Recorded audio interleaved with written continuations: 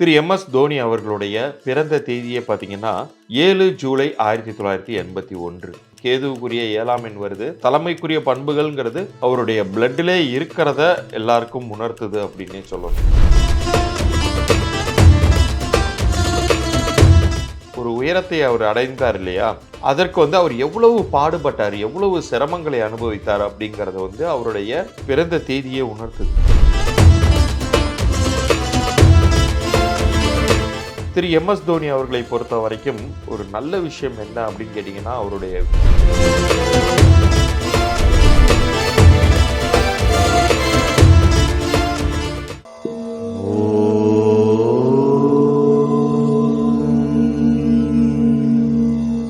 சாய்ராவ் numerology நேயர்களுக்கு சதீஷ் ராவின் வணக்கங்கள். இந்த பதிவுல மறக்க முடியாத சூப்பர் ஸ்டார் ஆஃப் கிரிக்கெட்னே சொல்லலாம். நம்மளுடைய தல தோனியை பற்றி தான் பார்க்க போகிறோம். திரு எம்.எஸ். தோனி அவர்களுக்கும் அவர்களுடைய பெயர், பிறந்த தேதியின் அம்சம், எண்கணித ரீதியான தகவல்களை இந்த பதிவுல நம்ம தெளிவா பார்க்க போறோம். நான் எப்போதுமே சொல்ற மாதிரி நம்ம சேனலை சப்ஸ்கிரைப் பண்ணி உங்களுடைய டேட் ஆஃப் பர்த் நேம் அனுப்புறவங்களுக்கு இலவச பொது பலன்கள்லாம் தருவேன். அதை பத்தின தகவல்கள் இந்த பதிவோட எண்டில் வருது. கவனமா கேளுங்க. இந்த பதிவை முழுமையா பாருங்க. திரு எம்.எஸ். தோனி அவர்களுடைய பிறந்த தேதியே பார்த்தீங்கன்னா, 7 ஜூலை 1981. ஸோ இதுல அந்த தேதி மட்டும் எடுத்துக்கொள்ளும் பொழுது, கேதுவுக்குரிய 7ஆம் எண் வருது. இது ஒரு கேப்டன்ஷிப்பை மட்டும் இல்ல, தலைமைக்குரிய பண்புகள்ங்கிறது அவருடைய பிளட்டிலே இருக்கிறத எல்லாருக்கும் உணர்த்துது அப்படின்னே சொல்லணும். அதோட தேதியின் கூட்டு எண் பார்க்கும் பொழுது, அது 6ஆம் எண் ஆதிக்கத்துல வரும். சுக்கிரனுக்கான ஆதிக்கம் வரும். அது ஒரு நீங்காத ஒரு அட்ராக்ஷனை கொடுக்கக்கூடிய ஒரு எண் அது 6ஆம் எண் அப்படிங்கிறது. இதுல அவருடைய லைஃப்ல ஒரு உயரத்தை அவர் அடைந்தார் இல்லையா? அதற்கு அவர் எவ்வளவு பாடுபட்டார், எவ்வளவு சிரமங்களை அனுபவித்தார் அப்படிங்கிறத அவருடைய பிறந்த தேதியே உணர்த்துது. பிறந்த தேதி 7ஆம் எண் அப்படிங்கிறது ஒரு பக்கம் ஒரு சக்சஸ்ஃபுல்லான மனிதரை அவருடைய வாழ்நாளுக்குள்ளார அந்த அச்சீவ்மெண்ட் அவர் அடைஞ்சிட முடியுங்கிறத உறுதியாக சொன்னாலுமே கூட, அதற்கான டிராவல்ங்கிறது இருக்கு இல்லையா? அது மிக சிரமம் நிறைந்ததாக இருக்கும். திரு விஜயகாந்த் அவர்களை பற்றி நம்ம பேசும்போது கூட அதை நம்ம சொல்லியிருந்தோம். அவருடைய தேதியிலேயுமே அந்த 7ஆம் எண் சம்மந்தப்பட்டிருந்துச்சு. ஆரம்ப காலம் அப்படிங்கிறது ஹைலி ரொம்ப எஃபோர்ட்ஸ் போட வேண்டியதாக இருந்திருக்கும். மனதிற்கு பிடிக்காத விஷயங்கள்லாம் நடக்கும். அதையெல்லாம் மீறி தான் அவங்க ஜெயிக்க வேண்டிய ஒரு இடத்துல இருந்திருப்பாங்க. திரு எம்.எஸ். தோனி அவர்களை பொறுத்த வரைக்கும் ஒரு நல்ல விஷயம் என்ன அப்படின்னு கேட்டீங்கன்னா, அவருடைய விடாமுயற்சி. அதற்கு அவருடைய முழு பெயரான மகேந்திர சிங் தோனி அப்படிங்கிற பெயருமே கை கொடுத்துச்சு அப்படின்னு சொல்லலாம். மகேந்திர சிங் தோனி அப்படிங்கிறத நம்ம ஃபுல்லா எண்கணித ரீதியாக டீகோட் பண்ணும்போது 66ஆம் எண் வரும். இந்த 66 அப்படிங்கிறது குருவுக்கான ஒரு எண். இந்த குரு எப்போதுமே 7ஆம் எண்ணிற்கு நன்மைகள் செய்வார். ஏன்னா, இந்த 7ஆம் எண் அப்படிங்கிறத கேது ஞான மோட்சக்காரகன்னு சொல்லுவோம். குரு முழு சுபரான ஒரு ஞானத்தை தரக்கூடிய ஒரு கிரகம் தான் குரு கிரகமும். ஸோ இது 7ஆம் எண்ணிற்கு அந்த பெர்சிஸ்டன்ஸ் அப்படிம்பாங்க. அந்த கன்சிஸ்டன்ட்டான விடாமுயற்சியோட அனைத்தையும் பக்குவமாக அணுகக்கூடிய ஒரு தன்மைய அவருக்கு குடுத்திருந்துச்சு. இப்ப இந்த 2024ல இப்ப நம்ம இருக்கோம். இன்னைக்கு திரு தோனி அவர்கள் கேப்டனாக நம்மளுடைய இந்திய கிரிக்கெட் அணிக்கு அவரு செய்த பணிகளை இப்ப எல்லாரும் நெனச்சு பார்க்குறாங்க. சென்ற வேர்ல்டு கப்ல கூட நம்மளுடைய இந்திய நாட்டுல இருக்கக்கூடிய அத்தனை கிரிக்கெட் ரசிகர்களுமே சொன்ன ஒரே ஒரு விஷயம், அவங்க தோனிய மிஸ் பண்ணத பத்தி தான். 2020லயும் சாம்பியன்ஷிப் வின் பண்ணி குடுத்தது. வேர்ல்டு கப்ல சாம்பியன்ஷிப் வின் பண்ணி குடுத்தது. அதே மாதிரி ஐபிஎல்ல தொடர்ந்து வெற்றி வாகை சூடிக் கொண்டிருக்கக்கூடிய ஒரு தன்மையை வெளிப்படுத்தியது. இன்னைக்கு சிஎஸ்கேல அவருடைய அவர் இருந்தா தான் சிஎஸ்கே. அவர் இல்லன்னா அது சிஎஸ்கே கிடையாது. சென்னை சூப்பர் கிங்ஸ் கிடையாது.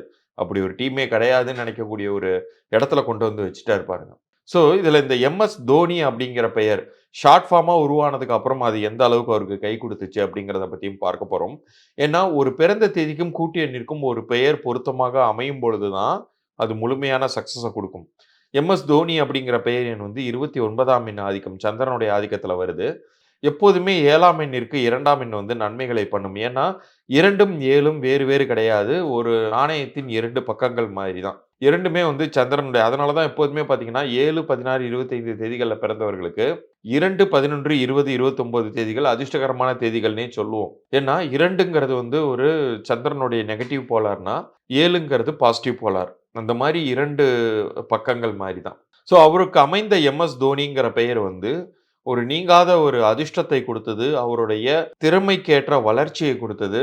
அவரு எப்போதுமே ஃபினிஷரா வந்தார்னா, அந்த ஆட்டம் வந்து ஷூர் ஷாட்டா சக்சஸ் தான் அப்படின்னு சொல்லக்கூடிய ஒரு இடத்துல அவர் இருந்தாரு. அதற்கு அவருடைய அந்த எம்.எஸ். தோனிங்கிற பெயருமே வந்து காரணமாக இருந்தது அப்படின்னு சொன்னா அது மிகையல்ல. இப்போது நடந்து கொண்டிருக்கக்கூடிய காலகட்டத்தில அவர் வந்து இப்ப ஐபிஎல் ஆடுவாரா? வருவாரா? வரமாட்டாரா? அப்படிங்கிற மாரி நெறைய பேச்சுகள் இருந்துகிட்டு இருக்கு.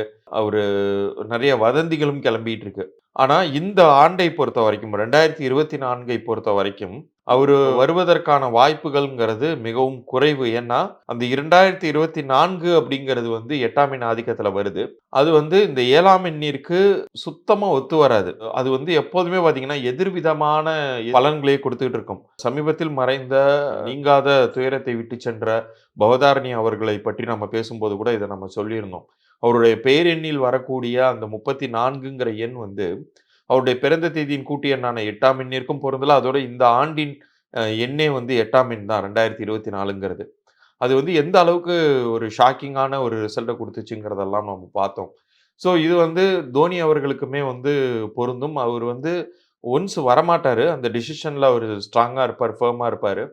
ஒருவேள அப்படி ரசிகர்களின் கட்டாயத்தின் பேர்ல அவரு வந்து வராரு, கலந்துக்கிறாரு, ஒரு போட்டியில எடுக்குறார்ன்னா, அந்த சென்ற ஆண்டில் தக்க வைத்துக் கொண்ட அந்த ஒரு ஸ்டார் அந்தஸ்தை, அந்த வந்து புகழை வந்து அடைய முடியுமாங்கிறது ஒரு மிகப்பெரிய கேள்விக்குறி தான். காரணம், நமக்கு வந்து எப்ப டைம் நல்லா இருக்கோ, அப்போ ஒரு விஷயத்தை செய்வதுங்கிறது வந்து புத்திசாலித்தனம். அப்போ அது வந்து கண்டிப்பாக வெற்றியை தரும். ஆனா, நமக்கு டைம் சரியில்லாத சமயத்துல ஈடுபடும் பொழுது, அது வந்து நம்ம முடிந்தவரை தவிர்க்கவே செய்யணும் அப்படிங்கிறத நான் சொல்லிக்குவேன். நான் ஏற்கனவே சொன்னது மாதிரி நம்மளுடைய நேயர்களுக்கு, அவர்களுடைய பிறந்த தேதிக்கும், கூட்டு எண்ணிற்கும் உங்க பேரு பொருந்தியிருக்கா இல்லையாங்கிறத நான் இலவச பொது பலன்களா தர காத்துக்கிட்டு இருக்கேன். அதற்கு நீங்கள் செய்ய வேண்டியது பிறந்த தேதியும், உங்களுடைய பெயரையும் அனுப்பி வைக்கணும். வியாபாரம் பண்ணிட்டு இருந்தீங்கன்னா, வியாபார பெயரையுமே அனுப்பி வைக்கலாம். பிறந்த குழந்தைக்கு பேர் வச்சிருந்தீங்கன்னா, குழந்தையுடைய பெயரையும், பிறந்த தேதியும் அனுப்பி வைக்கலாம். அது பெயர் பொருந்தியிருக்கா இல்லையா அப்படிங்கிற வரைக்குமான பலன்கள் இலவசமாக அனுப்பி வைப்பேன்.